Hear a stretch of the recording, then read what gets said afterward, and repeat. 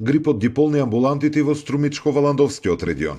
Растот на бројките го потврдуваат и од Центарот за јавно здравје, од каде велат дека од почетокот на сезоната бројот на заболени од грип е речиси двојно поголем во споредба со истиот период минатата година.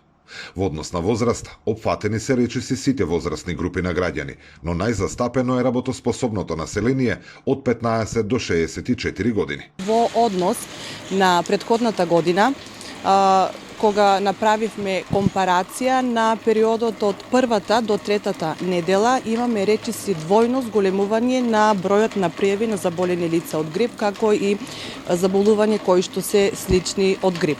Во однос на дистрибуцијата, како и секоја година, афектирано е целото население, опфатена е секоја возрастна група.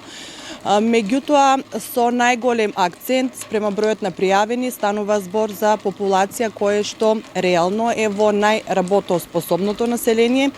Тоа е од возраст од 15 до 64 години, меѓутоа не се иземани и другите популации, но со помал број на пријавени. Од Центарот за јавно здравје посочуваат дека и покрај зголемениот број на заболени, место за паника нема, бидејќи ваквата состојба е очекувана за овој период од годината. Иако бројот на заболени е двојно поголем од минатата сезона овој период, сепак не постои место за паника, бидејќи, како што реков, тоа е нормално и очекувано.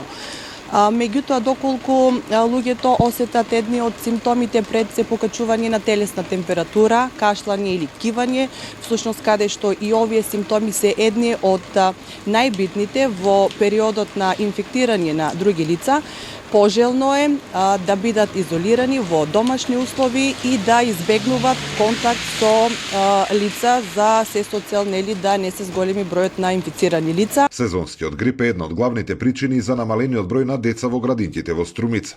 Последните денови, нивниот број во двете општински установи е речиси преполовен. Дури 490 деца отсуствуваат од двете градинки во кои вкупно се запишани околу 1230 дечиња.